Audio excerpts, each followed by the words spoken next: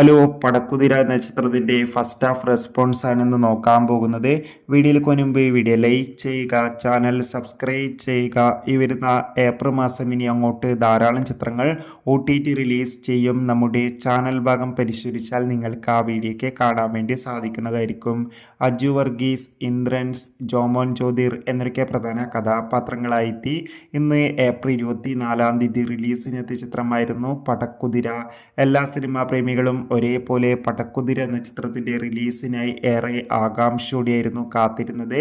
Finally ചിത്രത്തിൻ്റെ ആദ്യ show ഇപ്പോൾ കേരളത്തിലെ വിവിധ തിയേറ്ററുകളിൽ ആരംഭിച്ച് ചിത്രത്തിൻ്റെ ഫസ്റ്റ് ഹാഫ് റെസ്പോൺസ് ഒക്കെ പുറത്തുവന്നിരിക്കുകയാണ്. ചിത്രത്തിൻ്റെ ആദ്യ പകുതിക്ക് തന്നെ മികച്ച അത്യാവശ്യം ഒരു പോസിറ്റീവ് റെസ്പോൺസ് ആണ് നേടിക്കൊടുത്തിരിക്കുന്നത്. ചിത്രം ഒരു കോമഡി എൻ്റർടൈൻമെൻ്റ് ആണെന്നും ചിത്രത്തിൻ്റെ ഫസ്റ്റ് ഹാഫിൽ അജു വർഗീസിൻ്റെ മികച്ച അഭിനയം തന്നെ കാണാൻ വേണ്ടി സാധിക്കുന്നുണ്ടെന്ന് റിപ്പോർട്ടുകൾ സൂചിപ്പിക്കുകയാണ്. കാത്തിരിക്കാം കൂടുതൽ റെസ്പോൺസ്.